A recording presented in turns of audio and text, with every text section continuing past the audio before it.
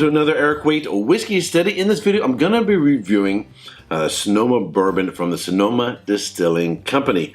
I opened this a couple weeks ago with John from Blind Whiskey Reviews, and I've gotten it down below the shoulder, so I think I've given it enough time to open up. I've also tried it on ice and on a chilled glass, and it's youthful. But it's opening up and showing a lot better than it did when it did on the uncorking.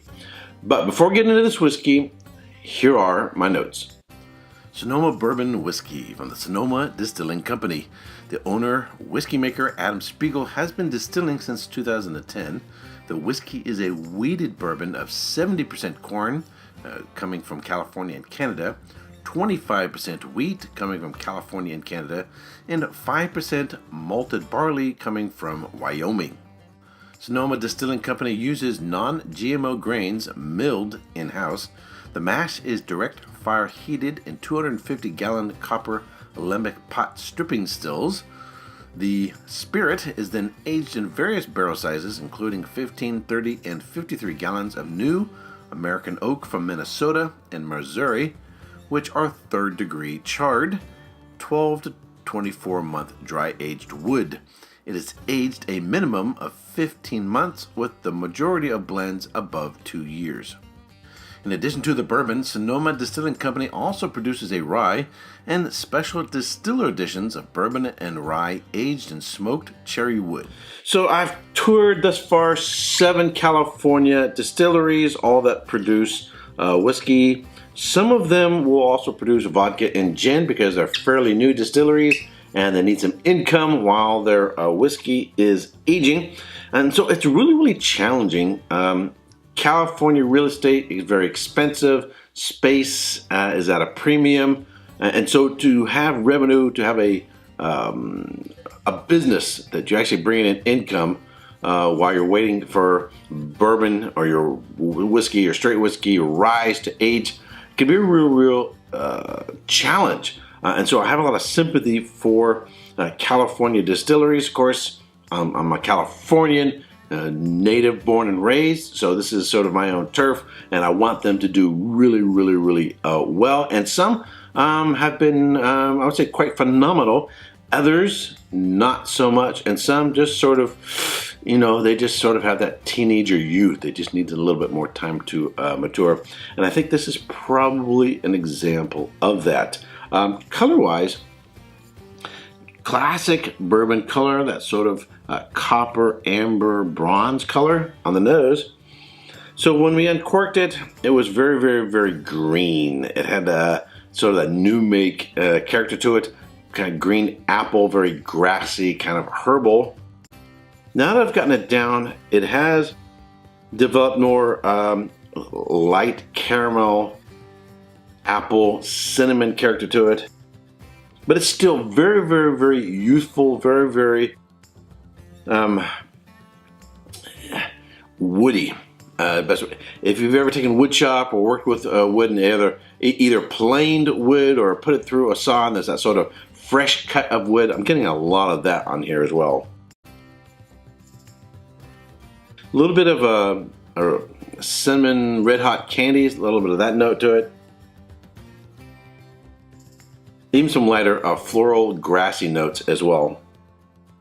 All right, on the palate.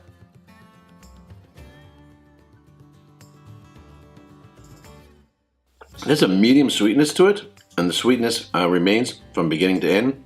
So it has no astringency, and I like that.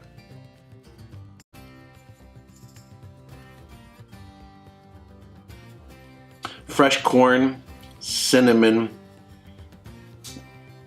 covered apples, but everything's like fresh cut. And there's some woodiness and oakiness on the back end, lighter caramels, and all of it is medium intensity. It's pretty much in the same in the front, in the middle, and then the finish. So there's not a lot of change or variation. Medium to medium plus length finish. It's got a nice finish to it. It's now fairly balanced.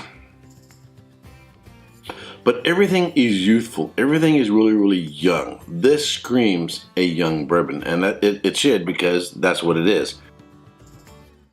In order to get more out of it, in order to have greater extraction from the wood, in order to speed up time without actually having actual time, it would probably need a warmer climate.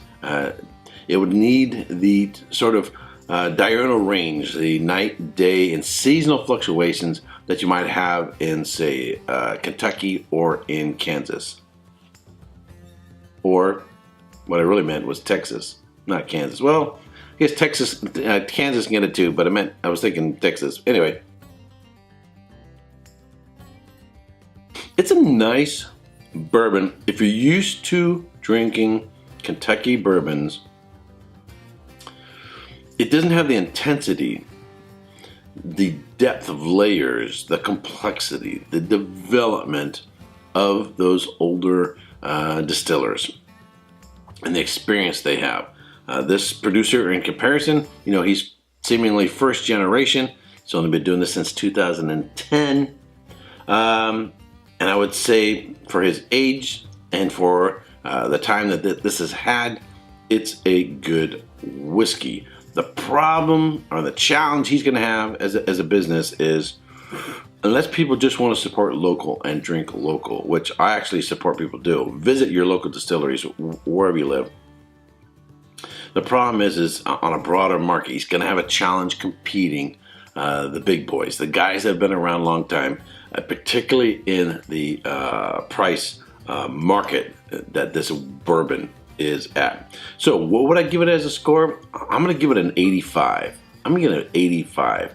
And the problem is there are a lot of better bourbons in the same price range. And what I would like to see is this give them some more time. Give them some more time to age. But I would also like to try, and they weren't available in the store, the cherrywood smoked bourbons. I think that's something unique that would be really, really interesting to try. But those are distiller editions, and locals like to support their local distillery, and I'm sure they get acquired and bought really, really, really, really quick. All right. That's it for this review. If you subscribe to this channel, I want to thank you very much. If you haven't yet subscribed, I would really appreciate it if you would subscribe, give it a thumbs up, and share with your friends on Facebook, Twitter, and other social networking channels. Until next time, cheers. Hey, if you like my review, be sure to check out these other whiskey videos.